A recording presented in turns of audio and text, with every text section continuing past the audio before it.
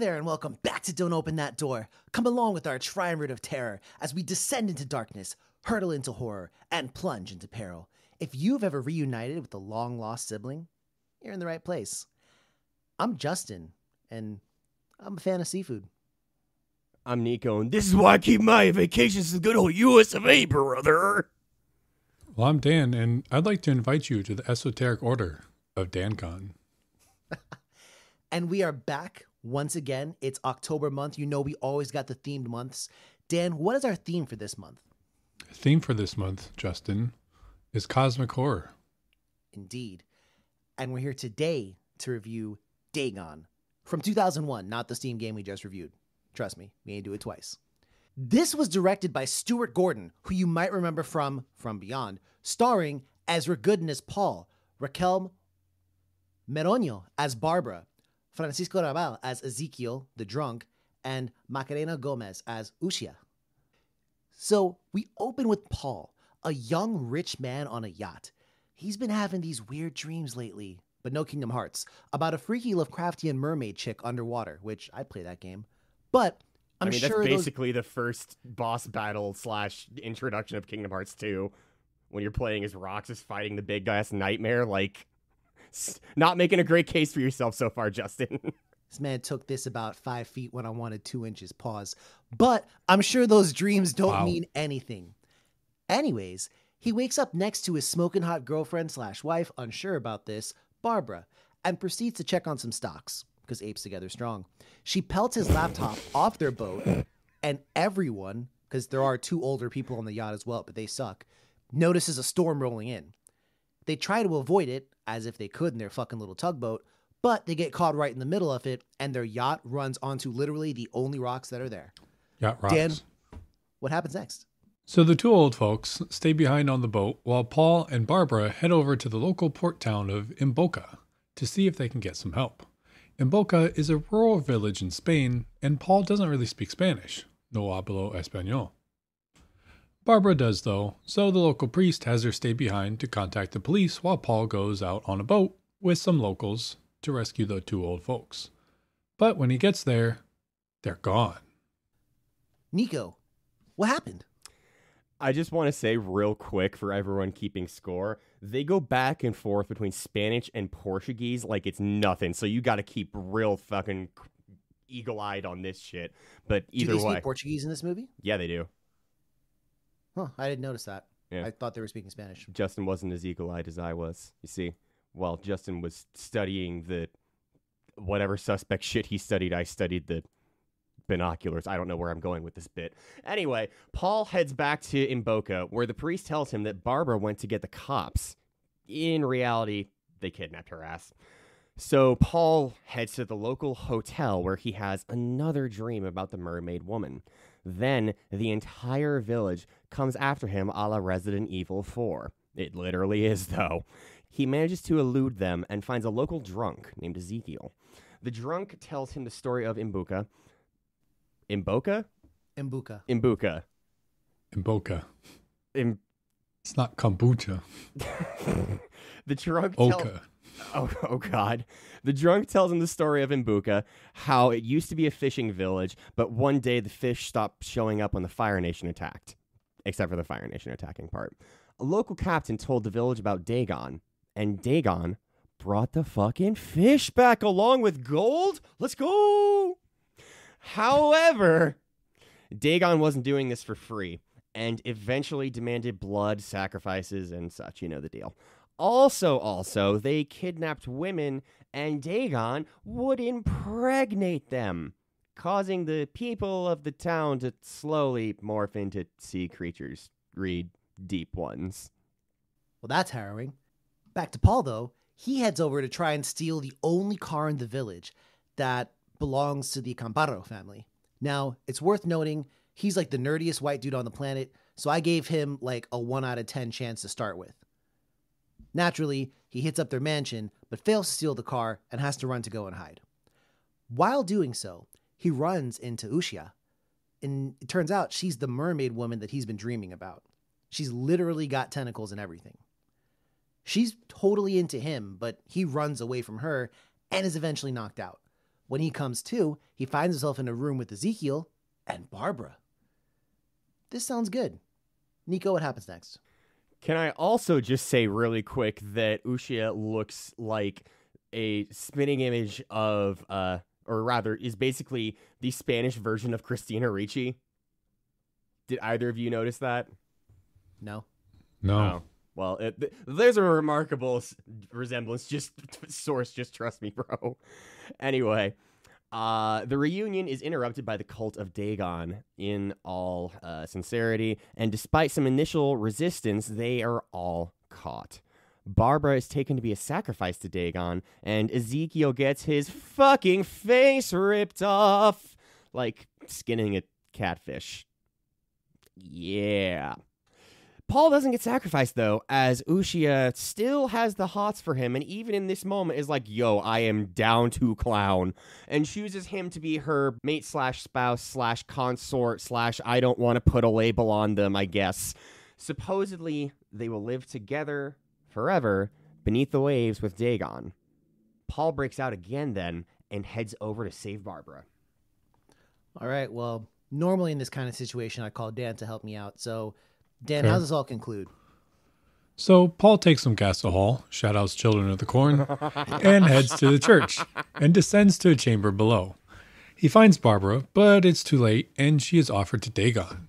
He burns a bunch of cultists who are like super tentacly and kind of fish-like and manages to pull Barbara out of Dagon's pit, but she dies anyways.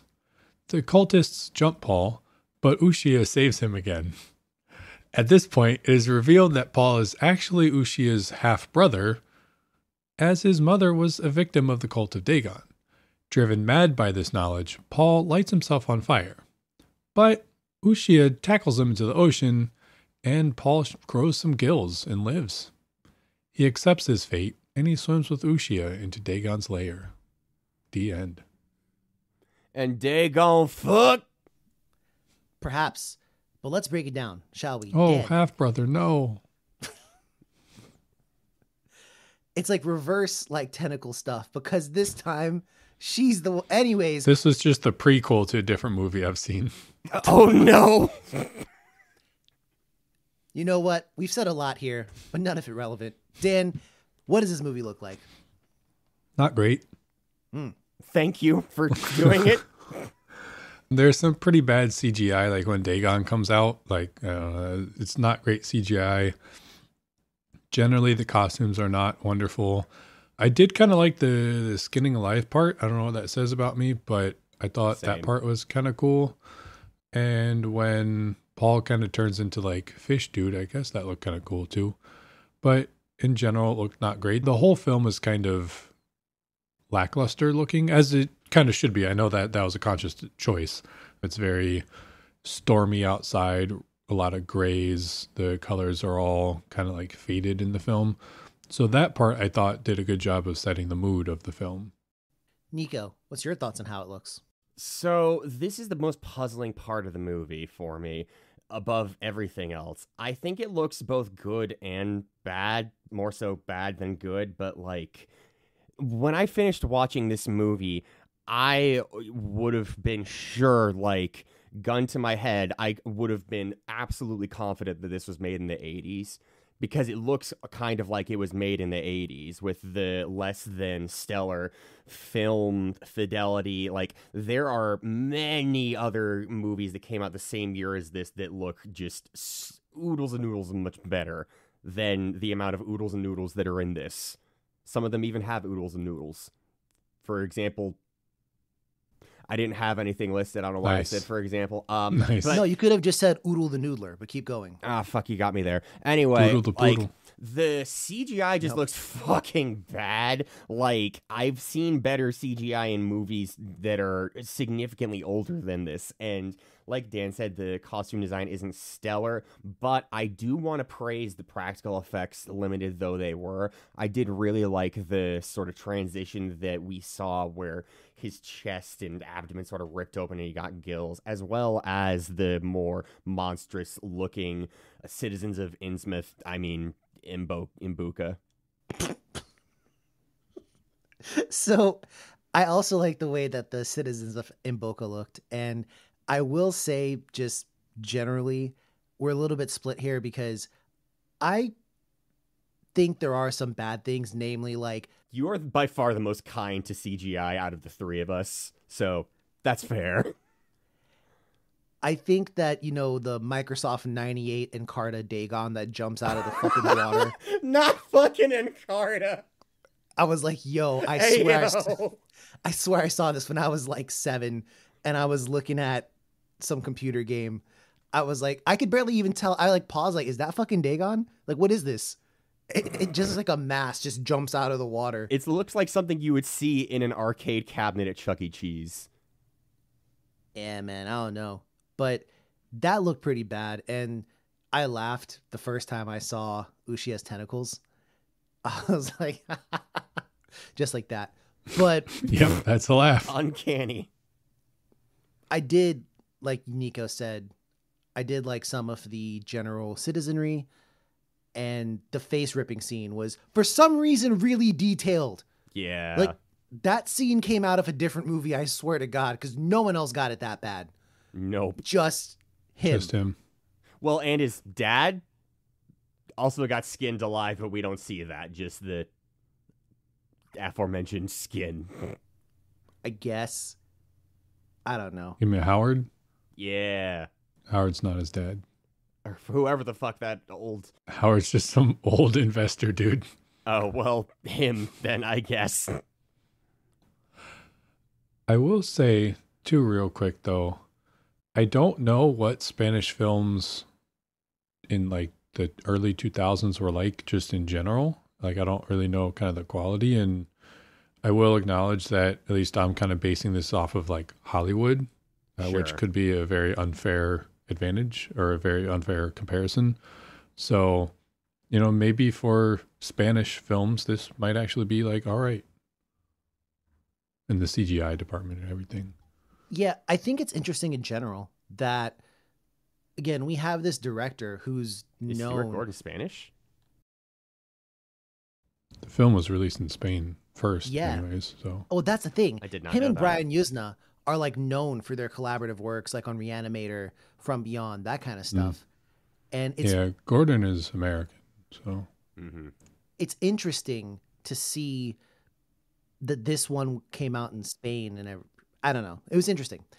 But time to get to the sound. Dan, how's the sound though?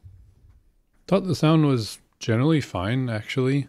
There was one really dope soundtrack part during the flashback of Ezekiel's, like, when he's explaining how the island or the town became Dagon infested or whatever. I thought the music there fucking bumped. That was one of my favorite parts of the film. Nico, where's the sound for you? Yeah, this goes back to what I was saying earlier about like how it sort of looks like they were trying to emulate the style of the 80s aesthetic. I think they did that with the performances and the way they recorded it as well. It's just got that slight, like, unserious charm to it that a lot of movies from back then had. And for what it's worth, even though it is a gory a little film, I did enjoy the characters for what they were, particularly the guy at the hotel Nightman or whatever the fuck, who just didn't give a damn what this man was trying to ask for. Interesting. It's funny that you say 80s because I more associate it with 90s than 80s. But to Dan's point, that could also just be my American bias coming in here. And maybe that's what stuff looked like in 2000, 2001 over there. So who knows? I like the sound. Of course, you got the classic Cthulhu, Cthulhu, fhtagn, that whole deal. Yeah. Look, man, I ain't no cultist. That's how you know I'm not really a cultist. And Yup, that's all it takes. Hey, man, are you a cultist? Nah. All right, bet. Yeah. Yeah. I will say what's interesting to me Every is time I roll through, I hear... Dan, come on, man. I passed it to you. You didn't catch it, man. Nope. I didn't watch this movie with subtitles, but Nico, did you? Yeah, because I'm a civilized person living in the 21st century. What's wrong with you? Did the subtitles translate the Spanish parts?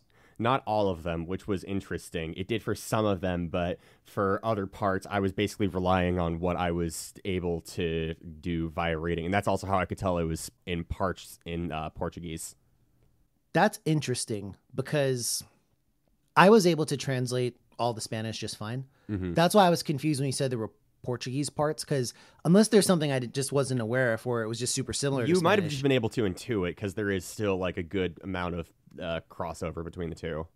Yeah, maybe, I don't know. But it's interesting because they swap between English and Spanish a lot. And I feel like if you are versed in both languages, I think that enhances the movie just a little bit. I agree. But it's kind of up in the air. But enough of that. I want to start taking things down a notch. And by taking it down, I mean going up. So, because I like to invert my controls. Dan, Just why is this movie Nico? called Dagon if there's literally nothing from Dagon in this movie? I think there's one thing from Dagon in this movie.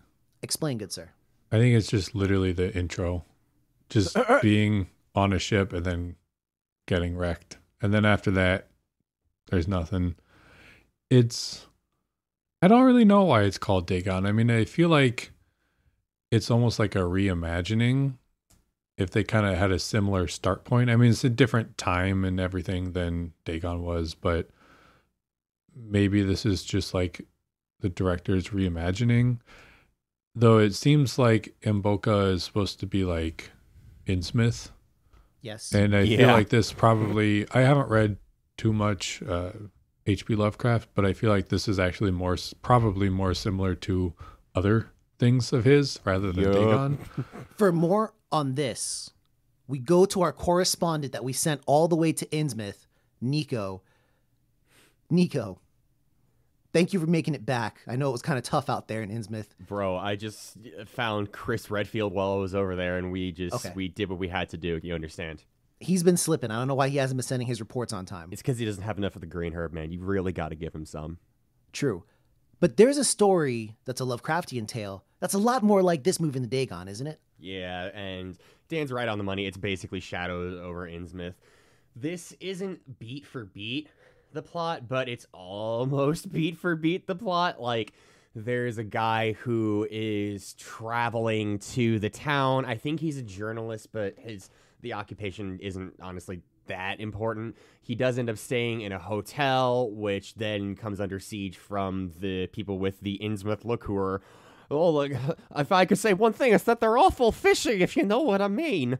And then he similarly meets a drunk out at the docks who, like, kind of leads him to an idea, at least, of safety before things going much, much worse. So, like, there's not the whole, like, almost Pac-Man-esque rising demon out of a well to chomp on a beautiful woman in Shadow over Innsmouth. There are, I think, more similarities than not. And I think personally, it's probably called Dagon just because the people worship Dagon, but that introduces so much confusion when it's based on H.P. Lovecraft's Shadow over Innsmouth and maybe just a sprinkle of Dagon. It's like if they released a new Prince of Persia game that was called Assassin's Creed, but it was still everything literally just Prince of Persia. They just changed the title. Yeah, that's kind of weird. Interesting note, my Blu-ray that I have of it, the inside of the cover actually has printed the story of Dagon, which is a cool little feature. Yeah, right? Anyways, given that though, how did we like the plot of the movie, given that it kind of comes from two places? How do we judge the movie's plot as standing alone by itself? I think it's fine. I mean, I don't think incorporating two different stories into one is usually like an issue. I don't think that like complicates things.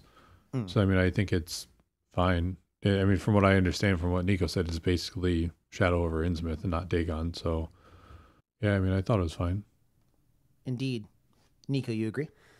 So, as someone who, like, has read a decent chunk of his work, I was a little not disappointed because I'd already seen this movie before a long, long time ago under much different circumstances.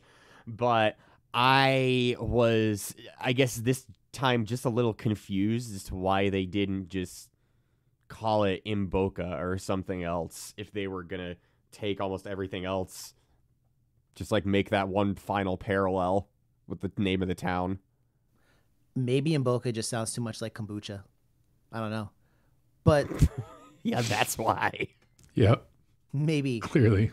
Me personally, I like the plot, especially the, pick my words carefully here, angle between Ushia and Paul, who, by the way, they just start calling the man Pablo. Straight up. They're like, you're no longer Paul, you're Pablo now. This movie inspired Kanye's The Life of Pablo. I feel like it just wasn't very well explained, but that's probably his real name. And then Probably. When his mom whisked him away, she just started calling him Paul. I feel like Which it's is still fair. a little contrived, though, because, like, there wasn't ever an angle in the movie of, like, hey, remember your clouded childhood that you just can't seem to access memories of? It's, no, just, like, instantly, hey, buddy, guess what? Your name's Pablo. Hope you're fine with it. Also, I'm your dad. They're like, yeah, he bears the mark, essentially, because they check his right above the crotch line, and where he's checking his stocks earlier. Pause. What kind of sociopath do you have to have a beautiful woman in your bed, and the first thought you have is, nah, babe, I gotta go check my my calls or whatever the fuck. Like, bro, come on.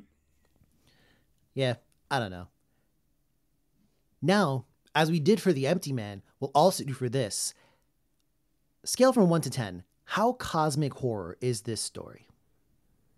I'm going to say a 6.5. I Really? think there is an overall more than average of what you would expect if something were to be labeled cosmic horror, and I think it gets a slight edge towards the more positive side of things just because there is so much of one of the most noted stories in the genre in here that for the most part is an okay enough adaptation to be an enjoyable experience without being too glaringly discordant from the source material. Indeed. I'm personally going to have to sit it right at an 8. I think it's tough to get more cosmic than this, being a fairly similar interpretation of one of Lovecraft's tales. This is cosmic horror. The only reason it's not a 10 is because it lacks a real, true kind of descent into madness. There are some characters that go mad, but there's none of that. And I am spoiled as a modern cosmic horror person. I think I've been spoiled by Color Out of Space, Annihilation, those kinds of movies. Because the visuals for me were not quite what I expected. Don't get me wrong, I'm not expecting Annihilation level colors in Innsmouth or Imboca, but either way, I don't know. So it's 8 for me. Dan, where's it rank on the scale? Boy coming in with a hot take. I'm going to say it's a 2. Woo! Okay, all right. Because I could be persuaded to your cause. when I think of, well, first, I don't think it's really cosmic horror, but I do think it's Lovecraftian. Mm-hmm. So the two don't always 1-to-1. Not always. And I mean, obviously, like, Lovecraft kind of created or inspired the genre of cosmic horror. But when I think of cosmic horror, I think of, like you mentioned, Justin, Descent into Madness. I think of, like, this whole, like, unknown realm or unknown deities. And sure, Dagon is unknown and everything, but, like, not really. There's not that whole unknowable, so vast and huge entity and space that your mind breaks or anything like that. There's no questioning your reality that we typically see in cosmic horror films. It is clearly based off of Lovecraft. So in that case, it's Lovecraftian, but I don't think we get any of the even typical Lovecraftian themes really, aside from just sea creatures. Well put, Dan. That's a very coherent and well-argued point. Thanks. Ain't got much to say other than that, all right. Yeah, that's why it was only just barely above the average point for me. This still feels like otherworldly to me, but it's not as vast of a scale like you mentioned, Dan. Yeah. Fair play. Well, you've got a mix here, and I feel like an idiot because I didn't think as hard as Dan. So let's go now to the did you like any of the characters? We're often given likable characters or unlikable characters, and I got to ask, was there anyone you disliked? Was there anyone you liked? Starting with you, Dan, since you want to be so smart. There was nobody I liked and everybody I disliked. Damn! Damn! Yep. All right, then. I didn't, especially the main character fucking sucked. All right, Nico, how about you? I got something to say about that, Dan. You got two possibilities. Oh my God, you took my fucking line. I knew you were going to say that. I knew you were going to say it. Not to make another Critical Kingdom Hearts hit. reference, but in Kingdom Hearts there's a character who always goes like, got that memorized. And it's kind of cool when he says it, but then like Paul or Pablo, whatever he wants to call himself, he's over here like, there's two possibilities. And I'm like, shut the fuck up. That's not true. That's not true. Like every time he said, he's like, either the stocks will stabilize or they'll go down. And I was like, they could go up, you stupid fuck. And then Rich or poor? Well, you know, the whole middle class, you know. and then even when he's like down there in the cult of Dagon, he's like, there are two possibilities. And I'm like, no, there's literally like many ways this could go down. But all right, man, My man you do you. failed probability statistics class. Yes. I may as well say it. I didn't like Paul. Boy, did I not like Paul. Oh boy. I liked Ushia for what it's worth. I like her character. She's evil as shit, but I like her character. Yeah. I also, in kind of a secondary slot, I also kind of like Ezekiel, the drunk dude, only because he's there to tell the classic story of how this whole town got so mashed up. And Paul's like, why don't they attack you? Then he's like, I'm crazy and I'm drunk. He has the same energy in this movie that the sort of like local guide who's also a drunk in Sweet Home gives in that movie. I forget his I name, can see that. but they're kind of the same character. Yeah, maybe. Nico, do you have anyone that you liked a lot? I actually liked Barbara because she kind of was just dragging Paul/Pablo kicking and screaming through the first half of the movie because he's utterly fucking useless. Meanwhile, she's over here like communicating with people and trying to actually save their lives while he just, I don't know, fucking pouts in the corner. I mean, wait a second. As much as I dislike Pablo, he got on the boat only because he had to. And right when he got back, she was gone, so he waited at the hotel like he was told. And then once he realizes something's going on, he like busts out. Yeah, and he was insufferable the entire time. All right. Well, did anyone have a favorite scene? I think as visceral as it is, the face ripping was my favorite scene. It's just what is going to be emblazoned in my mind the next time I like Do what? Yeah, do what? shaving or something. All right. I'm going to have to say my favorite scene is the end, the very end, where the two of them kind of go off to swim beneath the waves together. And there's that quote that comes up on the screen. I've mentioned this before, but in Lovecraftian / cosmic horror, to me, there's often a beauty in the madness, so to speak. There's something there that when you release and let go of everything that I'm going to stop now. I like that. And the quote. It's what you get. Dan, go ahead. Nico, Justin will remember this. I agree with Nico. I think that's what I agree with Nico on. All right, then. Shit, Justin. All right. I want to take it now to the what would you do? And Not Ushia, because I would have an allergic reaction and die. I just wish to ask. Fair. I'm going to put you in Paul's shoes. Once you get back, after he goes out on the boat, finds no one there on the yacht, comes back to Mboka, what would you do after that? Would you do anything different to Paul at any other point in the story? Or here's a better question. What kind of animal hybrid would be the point where you wouldn't smash? Like, it seems like we're good on octopus woman, and it seems like we're good on just fish women with mermaids. So, like, what isn't good? That's a different podcast. Dan. See our sister podcast. Don't merge that animal. Dan, what would you have done different to Paul Ed, at any word? At any point in the story no. after they got back? Big brother. Man.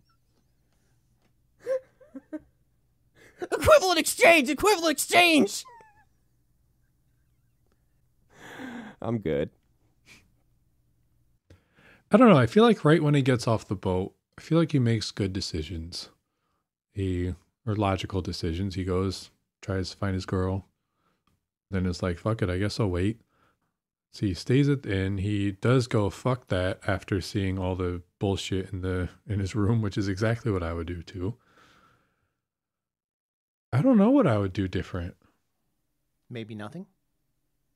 I can't really think of anything that I would do different, at least not for like from that point onwards. I don't know. Yeah, I'm going to have to say nothing. You know, there are 3 levels in a game that they play in Avatar: The Last Airbender, and sometimes neutral doing nothing is a choice as well. Well done, Dan. Well done. There are 3 possibilities. Shut the fuck up. Nico, what are you doing different? Yeah, right. So I'm thinking like Chaos Witch Quelaag is a spider half-woman hybrid, and she's still hot and she could get it. So I'm thinking like arachnids are probably above board, but like if it has hair or anything beneath, like a wombat or a beaver, probably hard pass.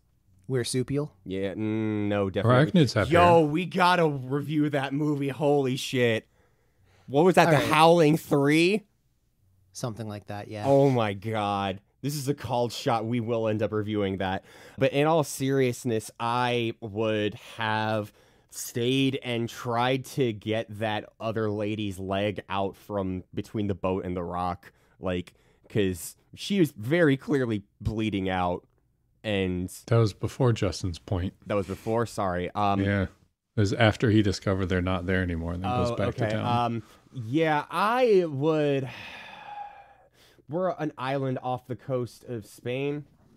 No, you're just a port town on the coast of Spain. On the coast? Okay, I would start just running to a different town. Okay, the nearest town is 50 kilometers away. Yeah, well, I'm built different. I'm Yeah, I asthmatic. don't think you're built for that. No, I don't think you are. They're built different, actually. No, that's fair. You got me there, Dan. Though you probably would outrun them. Except Yeah. Dudu has a car. I would, like, go into the wilderness and equip a horse or something. Play a Pona song. Yeah. There's kind of 2 things, and I'm going to cheat here.